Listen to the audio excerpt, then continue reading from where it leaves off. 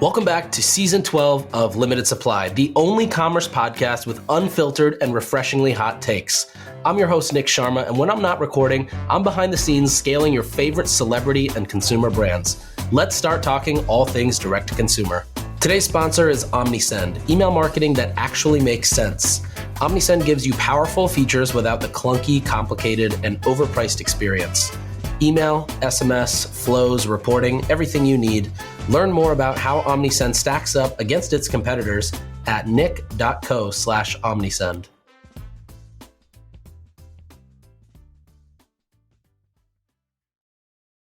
All right, welcome back to the final episode of Season 12 of Limited Supply. First of all, this is the 144th, I believe, episode of Limited Supply, which is a special number because in elementary school, that's the biggest multiple you get to, 12 times 12.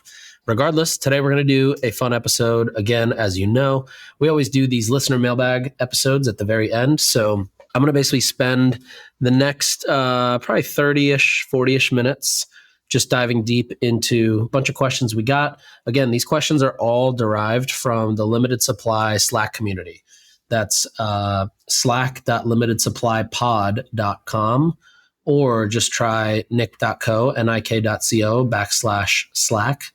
And both should get you to eventually to a landing page and then to a form where you put your info in. And then within 24 hours, my guy Shin will get you in and you'll be in the Slack. That's where there's about 5,500 people now talking on a daily and weekly basis. There's a bunch of channels built out. We have a bunch of programming. We have guests who come in and do talks or webinars or Q&As and whatnot. So that's where these questions are all derived from. So if you want to participate and put your question in for the next time we do this, which will be probably Season 13, Episode 6, then go ahead and jump in the Slack and be on the lookout for that, or just message Shin or myself directly in Slack, and one of us will make sure that your question makes it to the next episode that we do. So without further ado, let's get started on the Q&A. The first two questions actually come from Christy Brown, and she says, how do you test the skill of a marketer in the day and age of such deep expertise in data? Well, it's a good question. And, I don't know whether it is the fact that there's more funding coming back into the world of consumer brands and direct to consumer and CPG, or whether it's the fact that there's a lot of M&A activity, which is then, getting the entrepreneurs excited to come back and build again, or if it's just the fact, maybe it's just the whole thing is just starting to work again. The flywheel is coming back. So basically the question from Christy is, how do you test the skills of a marketer? I'll tell you a couple things, Christy. The easy answer here is you need a good test, right? You have to have a test that is contextually relevant to what you need done. So it's hard to answer this off the top of my head, but I'll tell you kind of how I think about it in a couple different ways. First off is you need to understand what kind of marketer are you hiring, right? The term marketer, it's like saying security. You just need security. Well, you can have different types of security. You can have a bouncer at a door of a club. You can have a private security. You can have a, former military guy. You can have an ex-cop. But just like there's all these different types of marketers. And, a lot of times I get a question from, let's say, a founder who's hiring a growth marketer, or maybe they're interviewing candidates. And a lot of times I can just look at the resumes and say, actually, this person's probably not right for you. This person is actually a good fit. This person's not. And the reason is I just look for patterns. So I try to first understand what is it from the actual brand that they need filled in this role of marketing, right? Is it that they need a growth marketer or a performance marketer? Is it a brand marketer? Is it somebody who, is the founder actually the real CMO, disguised, but this person just needs to be somebody who can keep up with the founder and execute ideas? Because that's a very possible role. That's usually, some of the first two people hired on the marketing side. The other things to think about, what kind of commonalities do you have in your brand versus where the person you're hiring from comes from? So for example, I remember we were hiring people for, I won't say, but there's a portfolio company of mine. We were hiring, we've probably interviewed, 4, 5, 6 people. These are final interviews. And a lot of times before I even get on these calls, I can just tell because I know, for example, if this product is a hardware product that you also has a subscription component, and no, it's not Jolie, even though I mentioned that a lot. I can look at the background and say, oh, well, this person's only sold really high AOV products and they've done it at a brand that has a really good brand. So if you're selling really high AOV, let's just say really high AOV cookware at a company that has a really strong brand, you probably don't have the chops it takes to do testing and learning and figuring out product market fit as an early growth marketing hire, right? Because the circumstances that person walked into was the brand is already decently well known. We don't have to really fight for the brand to be known or for our ads to get attention in that way. And the product is high AOV, so we can spend a lot. We can afford really high CAC. Now, how does that translate to somebody who's buying a hardware product for, call it $89 and then a subscription, a 6-month recurring subscription for $25, right? It just does not relate because the economics are so vastly different. The way that marketer is likely trained and programmed to do performance marketing is wildly different than what this new company may be looking for. And yes, there's 100% marketers that can do both or can flex both or can learn and, can go from one entire demographic and style and type of company to a completely different. However, that is not like 95%. You're talking about 5% of people. The person actually that comes to mind when I think of that is Connor, and I wasn't talking about Connor or Caraway or Groons, but Connor from Caraway is now at Groons and he's killing it there. And you can tell because if you click on their ads or if you look at their ads and see how they're changing, you can tell there's got the Connor touch there. But that said, it's very rare to find people like Connor. That's why Connor's in high demand. Most people, if they're used to selling apparel, right, at one spot, they're probably really good at selling high catalog stuff. If they're used to selling supplements on subscription, they're probably not going to be the best thing to sell, a $40 one-time product because it's a completely different way of advertising. So that's like my general philosophy on when you hire marketing talent. You have to really just make sure that these people understand the context they're going into, right? Not just the context of where they came from. And you, as the person who's hiring, need to be very meticulous about not only do you have to do a marketing test, right? And usually that's like basics. It's like, help me figure out a customer acquisition problem or flow, or, we have to do X and Y amount of days. How would you do it? The problem is like, that's all just Chat GPT-able as a test. But what you really, I guess the other thing I would say too, is if you remember in a previous episode, I go back to that concept of, tell me about a time. So if you're hiring somebody, right, and you've got a subscription product, you could say, hey, tell me about a time where you started working at a brand or you've worked on a product that didn't have a lot of brand awareness and had a low CAC ceiling and was also a subscription product. And also, you were acquiring first-time customers break even or profitably. And you want people to tell you about that time. Now, whether it's good or bad does not matter. You want to know that there is prior experience there. Okay, so a couple of the things I had in my notes. These, you can't just look on LinkedIn and Twitter for good marketing talent. The best ones are not on there. Some of the best ones are, but most of the best ones are not. Also, you want to make sure that there's some sort of an X factor to a marketer you hire. So if you're just hiring a marketer who does the basics and they're good at this, that, and the other thing, there's no real X factor. They're probably good in a larger organization or a place where there's a lot more structure and very clear, I hate this word, but very clear swim lanes. I hate swim lanes because I can never stay in them, whether I'm swimming or I'm at the office.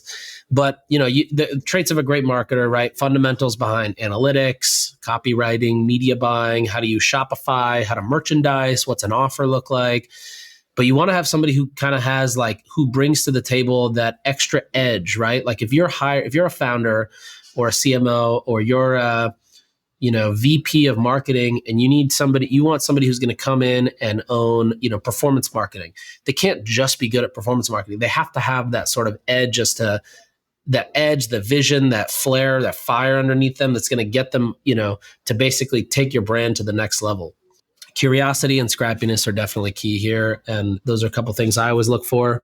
One thing that I wrote down as red flags when I'm hiring is people who take a lot of credit for things that they didn't do. So that's why I love the tell me about a time stories, because you can hear if somebody's giving credit to other people on the team, it's probably a lot more real than when somebody's like, yeah, I did that myself, or oh, I did that whole campaign, or I did the rebrand, or I did the web. It's obviously a lie. And you're not being slick by trying to say that you did everything yourself.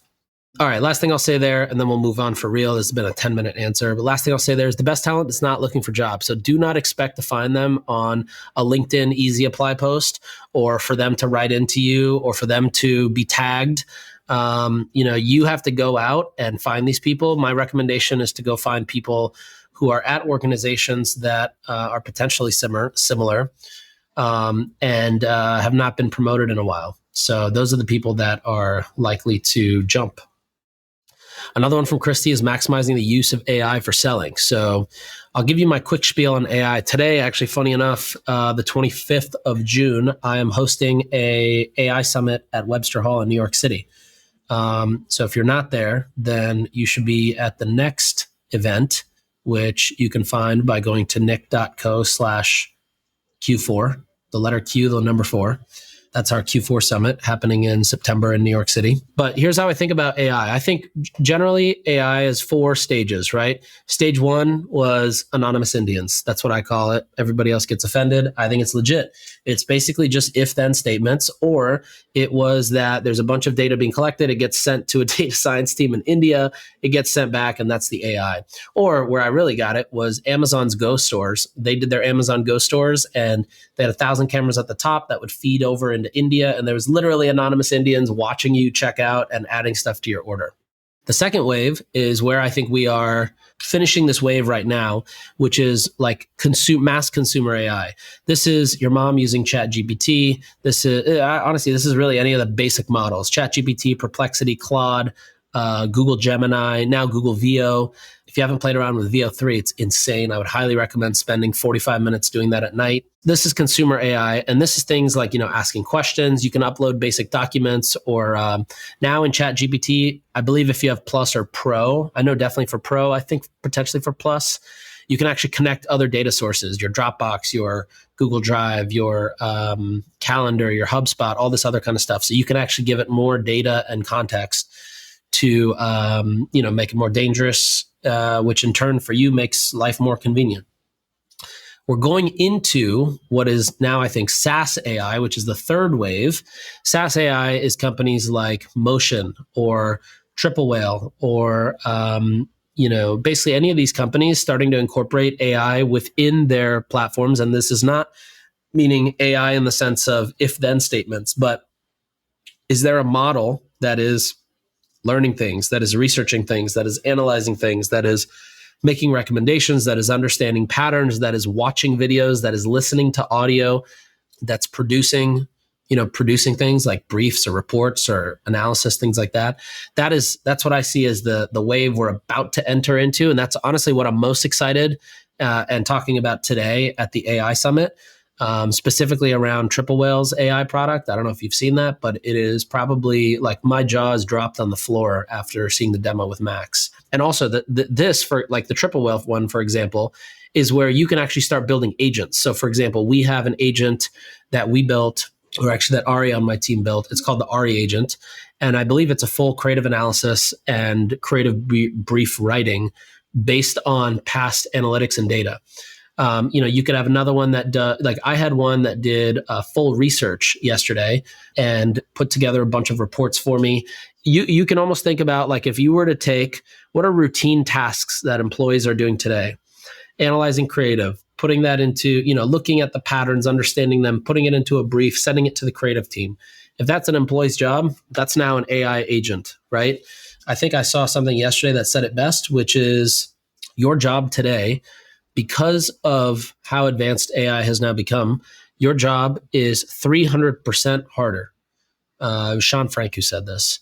And I think I agree in the sense that a lot of these jobs, or not a lot of these jobs, I'll say, because that's going to trigger people, but a lot of jobs can be replaced by AI, and especially AI agents. And let me tell you something, AI agents is not one person or one instance, right? An AI agent is almost like a team captain or a chief of staff. And then underneath that, you've got, you can create, like yesterday, I had an agent create 44 agents beneath that were all doing 44 different tasks and then brought them all together. So that's where we're about to go. And I think we're going to see a lot more of that being activated. The last wave of this is open source AI. And open source AI is going to be interesting. I don't know specifically what that looks like yet, but this is what I imagine is going to be coming. And this is essentially people like myself can create a Nick bot, which we actually already have, and it's being tested now. Basically anybody with a following or an audience can create something. Maybe Sean Puri creates a storytelling AI, like it just helps you write better angles or hooks for your stories, right? He can then probably lease that or sell that or do something where he's making money off of that. I think that's where open source AI is going. I think those are the 4 waves. It's basically anonymous Indians, consumer AI, SaaS AI, and open source AI. Now, where do I think you can use this? I would start with Triple Whale. Triple Whale in Motion is probably where I'd start. Look, you can use ChatGPT Pro. You can upload a bunch of stuff and you can ask it a lot of questions. And as long as you train that properly, you can actually get really good stuff out of that, especially on the pro side. However, the easiest places to start, in my opinion, is going to be Triple Whale. And the reason, and this is not a shill or anything for Triple Whale, the reason is because what they do that every other AI company has not done, especially for e-commerce, is they do a very good job at organizing and segmenting the data that feeds into Triple Whale. So whether it's your Shopify, your Klaviyo, your store reports, your organic social, your Amazon, whatever it is, right? This data all feeds in and it has to be organized in a way that Triple Whale can actually consume it and understand it. And then its AI can help you, whether it's write a media plan forecast or build a creative brief or whatever it may be. Triple Whale is the best at doing that kind of like data organization piece. And that is one of the biggest things that people need to learn about and focus on and think about is as you're moving toward a world with more and more AI, how are you making sure that the inputs are clean and organized and segmented? Because the AI is not going to know if you have messy inputs coming in, right? So if your data is not clean going in, then you're going to get bad outputs and you're not even going to know you have bad outputs. Outside of that, I would say, the kind of the basic stuff you're probably already doing or talking about, writing copy or giving you ideas to brainstorm off of, et cetera. But I would say the thing about AI is people are wondering, when is AI going to come and take, it's already here. It's already taking over. I know numbers of companies who are replacing existing employees with AI because why would you add more overhead if you don't need it, right? Doesn't make any sense. Ever feel like your email marketing tools are working against you? The more you want to do, the more they start charging you. With OmniSend, customers can earn $68 on average for every dollar they spend. Why pay enterprise pricing for features you don't even use? With OmniSend, it's so good, it's boring, which is how it should be with email. No clunky dashboards, no unnecessary roadblocks, just a platform that lets you focus on strategy and revenue. Learn more or try it for free at nick.co/omnisend. That's nick.co/omnisend.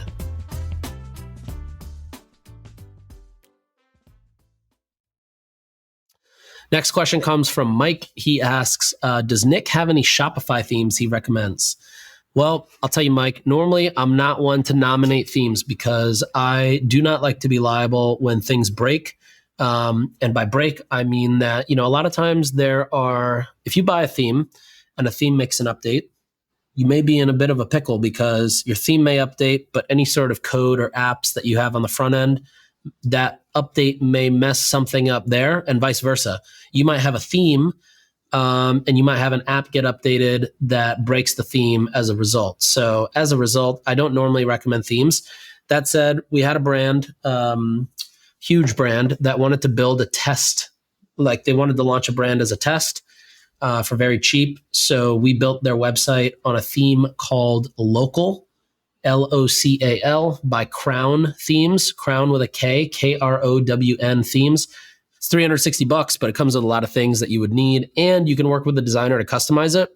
So it's got all the basics in there, but then you add your branding. You want to make sure you update colors, you update fonts, you update photography. That should get you probably 80% of the way there. The real things that you can't do in a theme are like custom UX, add any sort of custom sections, which I guess you could, but you would then have to still develop. So it kind of beats the point of buying a theme. but highly recommend it. And if you have any questions, they have really good support too. So I've reached out to them and they respond almost immediately.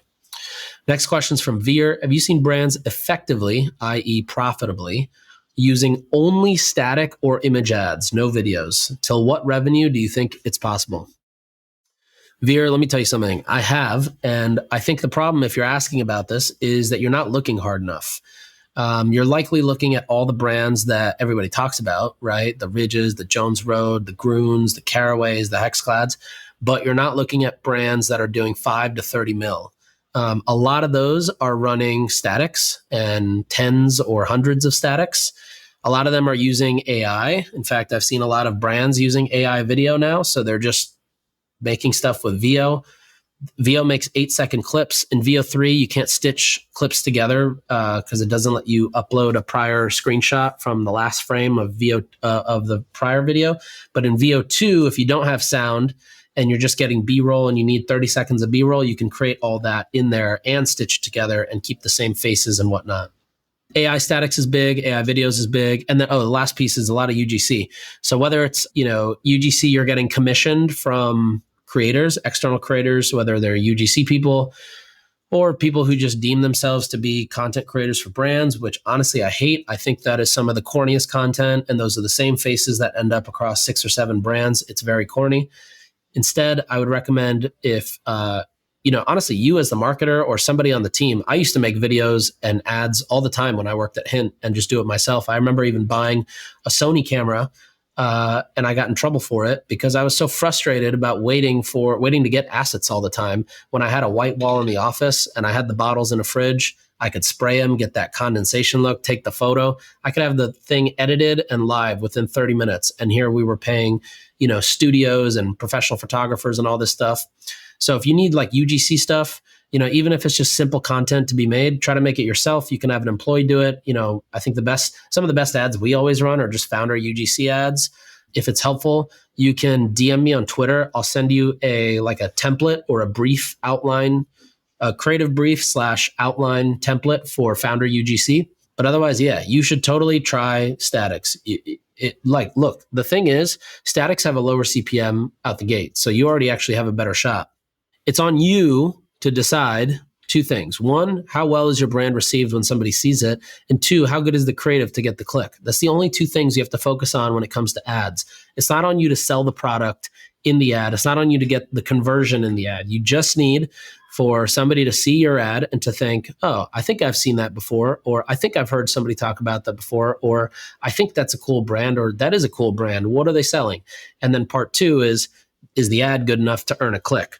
So if it's not, I like what I normally do on Meta is basically say, all right, let's look at CPM, let's look at click-through rate, CPM, then frequency, then click-through rate, then cost per click, and then view content, and then cost per view content, and then add to cart, cost per add to cart, initiate checkout, cost per initiate checkout, purchase or subscription, or if you have a custom conversion event, and then the cost for that.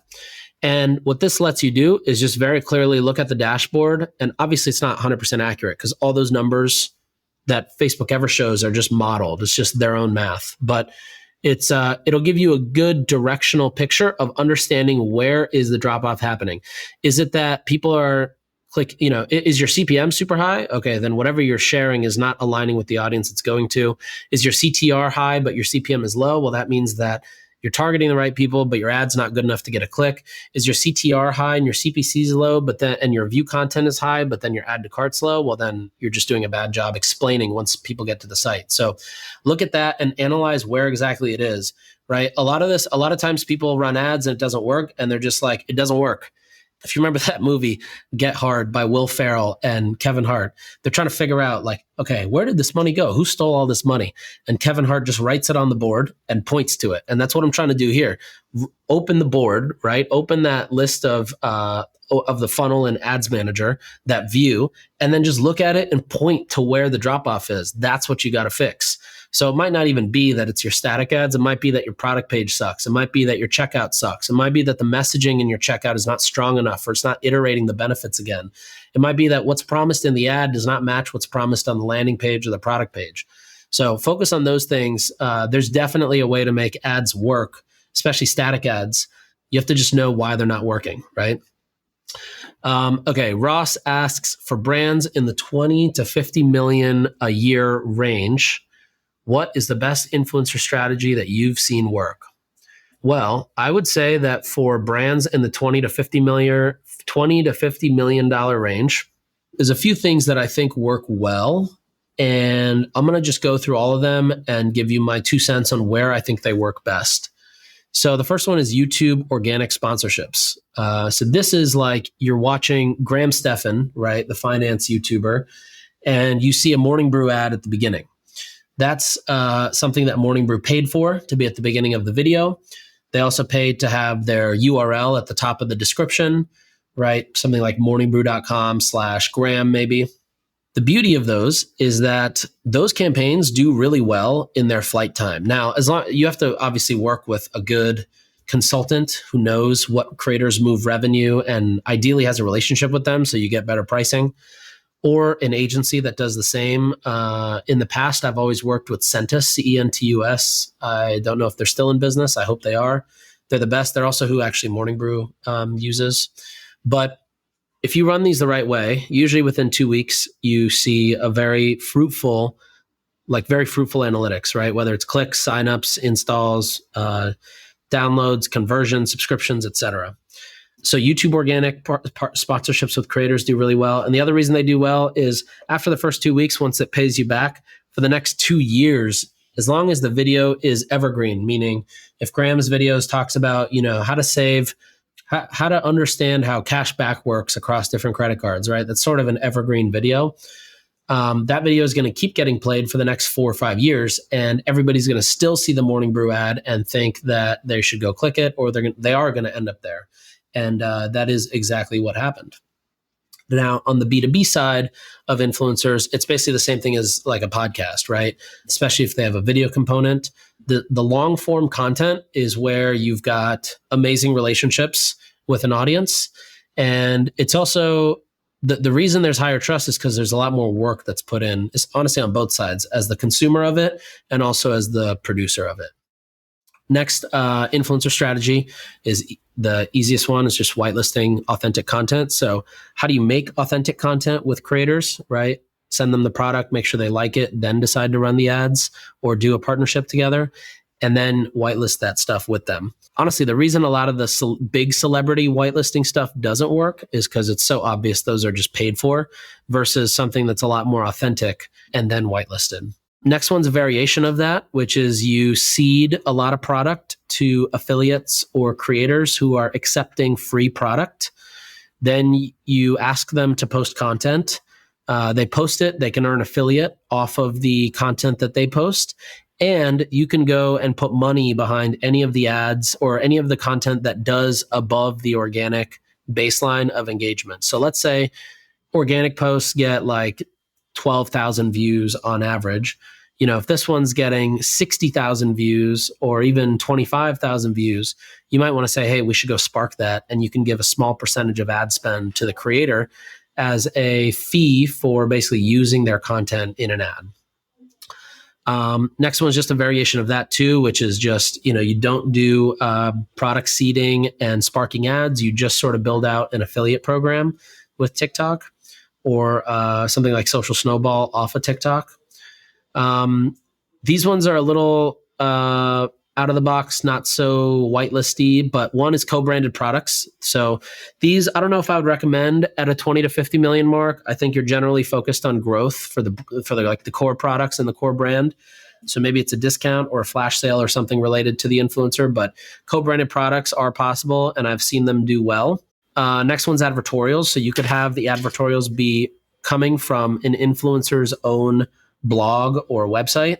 I don't know how many influencers these days have websites or blogs, but it works. And I know there's a company called Grapevine that does this, where they started with My Subscription Addiction, but now they've got like 3,000 creators who all have blogs, Instagrams, Facebooks, etc. You can create content with them and then whitelist across the entire thing. And then the last one is simple, but more on the receiving end of the whitelisting, which is just dedicated merchandising. So having a landing page that calls out the influencer name, that calls out why is this influencer doing a partnership here? What's the connection? What's the relationship? Is this authentic? Is there a real reason that this person's working with this brand? But dedicated merchandising, a nice landing page, a bundle, an offer, something like that, a custom coupon code, like Nick20, for example, goes a long way, especially with the audience of influencers. All right. So that's all the time we have for today. I realize we only got through like 4 or 5 questions. So there's still a lot left here. I think what I may do is squeeze some of these questions into the first or second episode of season 13. So if there's any other questions that you want answered, drop them in Slack. Otherwise, I've still got about 7 questions here. I'll choose the best 5 or so out of these to start with, and we'll go from there. But this was an amazing season 12. We brought on more people, got a lot of great response from the people we had on. So I'm planning to bring back a few more heavy hitter guests, or not bring back, but go and scour and find and lock in a few heavy hitter guests to bring on, specifically in that range of $30 to $80 million in revenue. I find that is kind of the biggest evergreen sweet spot in terms of, if you're a brand that's doing 150 million or you're doing 5 million, the advice of that growth stage is usually very helpful for both sides. So I'm going to work on that. I'll be back soon for season 13. Don't miss me too much. If you do, you can always email me at sharma.com. I appreciate all the emails that I get from you guys. And you can also find me on Twitter at Mr. Sharma.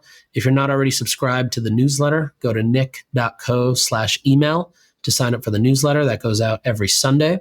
And until then, I hope you have a great time navigating this world of e-commerce. I believe I'm only out for a week, so I'll see you in about a week. Have a great weekend.